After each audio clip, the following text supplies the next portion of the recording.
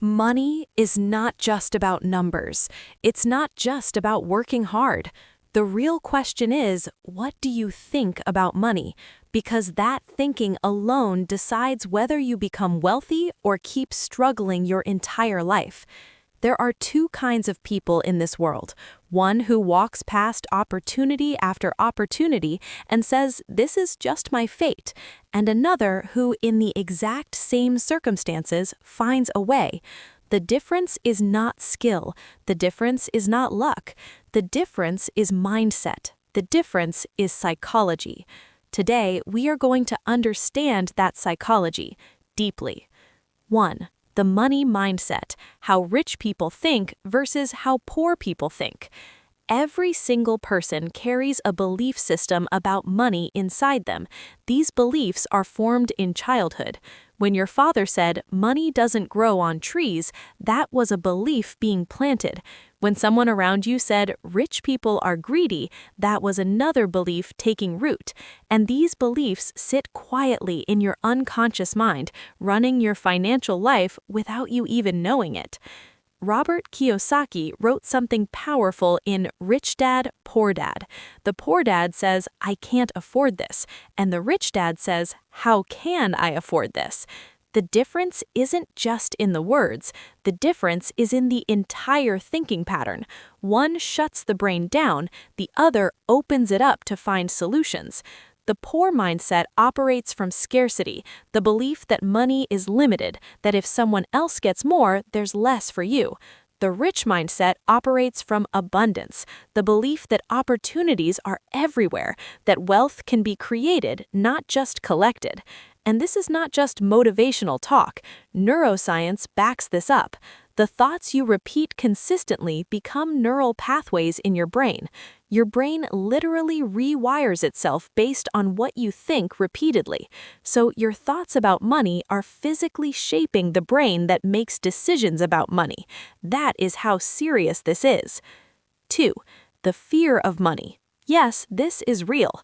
Most people believe they desperately want money, but deep down, many of them are actually afraid of it.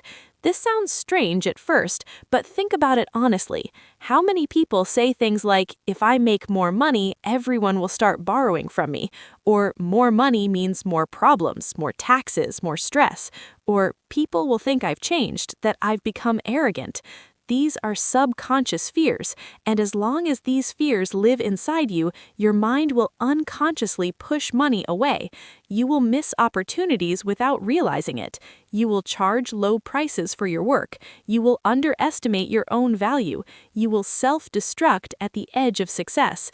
Psychologists call this self-sabotage, and it happens when your conscious goal and your subconscious belief are in conflict. Your conscious mind says, "I want to be wealthy," but your subconscious whispers, "No, money is dangerous. Money changes people. Money causes pain."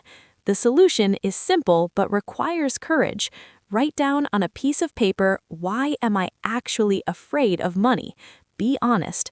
The moment you name your fears, you begin to dissolve them. Most people discover that their fears are completely irrational, inherited from someone else's bad experience, not their own. 3. Delayed gratification, the most powerful financial skill you can develop. In 1960, researchers at Stanford University conducted a now famous experiment called the marshmallow test. Children were given one marshmallow and told, "If you don't eat this for 15 minutes, you'll get a second one." Some children ate it immediately, others waited. 20 years later, the researchers tracked those same children down. The ones who had waited, they had better grades, better careers, better relationships, better health. One small moment of patience had predicted decades of success. In the world of money, delayed gratification is everything. It means giving up today's comfort for tomorrow's freedom. It means not buying the thing you want right now so you can invest in something that grows. It means choosing the harder path today because you can see where it leads. But here is the problem. We live in a world designed to destroy patience. Social media gives you dopamine in seconds. Online shopping delivers overnight. Every system around you is engineered for instant satisfaction, and slowly, without realizing it, your ability to wait, your most important money muscle, has been weakened. Rich people think in years. Poor people react in moments. When a wealthy person makes a financial decision, they ask, where will this put me in 5 years? When someone trapped in poverty makes a decision, they ask, how do I feel right now? That single difference in time horizon changes everything. 4. The ego and money, your biggest hidden enemy. Here is a truth that almost no one talks about. The ego destroys more wealth than bad investments ever will. Think about the person who buys an expensive car not because they love cars, but because they want neighbors to see them in an expensive car.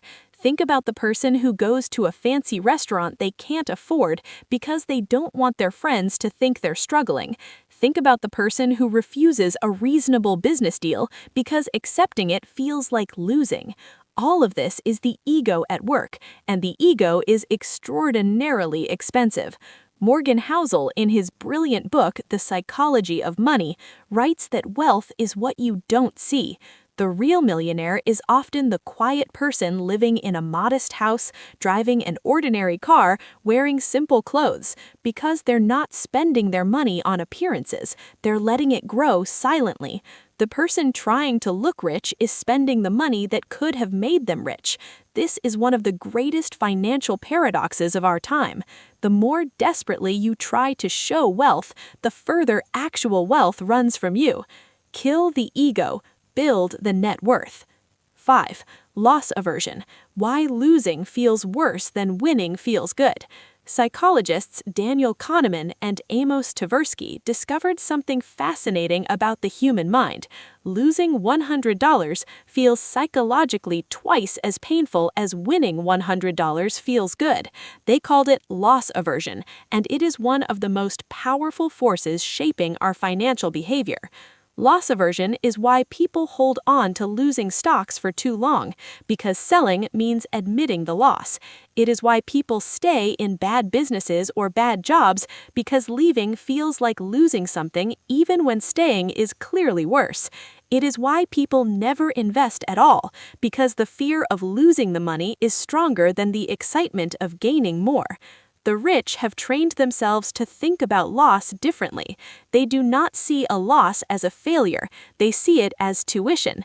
Every financial mistake teaches a lesson worth more than the money lost. When you reframe loss as learning, you stop being paralyzed by fear, and you start making bolder, smarter decisions. This does not mean being reckless. It means understanding that calculated risk is the price of entry for wealth. There is no path to financial freedom that does not pass through uncertainty. The question is not whether you will face risk, it is whether fear will make your decisions or whether you will. 6. Identity and money. You earn what you think you deserve. This is perhaps the deepest psychological truth about money. People do not rise above their financial identity, the number in their head that they believe they are worth. If deep down you believe you are a $100 a day person, you will unconsciously make decisions that keep you at $100 a day. You will undercharge, you will overwork, you will turn down opportunities that feel too big, you will self-destruct at the edge of success. Psychologists call this self-sabotage, and it happens when your conscious goal and your subconscious belief are in conflict. Your conscious mind says, I want to be wealthy, but your subconscious whispers, no, money is dangerous, money changes people, money causes pain. The solution is simple but requires courage. Write down on a piece of paper, why am I actually afraid of money? Be honest. The moment you name your fears, you begin to dissolve them. Most people discover that their fears are completely irrational, inherited from someone else's bad experience, not their own. 6. At every level, the healthiest way to look at money is simply to see it as a compliment. At every level, the healthiest way to look at money is simply to see it as a compliment. At every level, the healthiest way to look at money is simply to see it as a complement. 7. The final truth. Action cures everything. All of this psychology, all of this mindset work, it means nothing without action. In fact, too much thinking about mindset without moving becomes its own trap. People spend years working on themselves while the opportunity of their decade quietly passes by. The most healthy psychological relationship with money is simple. Respect it, learn about it, fear it less, chase appearance never, invest consistently, lose without shame, and always, always keep moving forward. The mind is the first market. Before you earn a single dollar in the outside world, you must earn it first in your own head. Fix the psychology and the money will follow. It always does.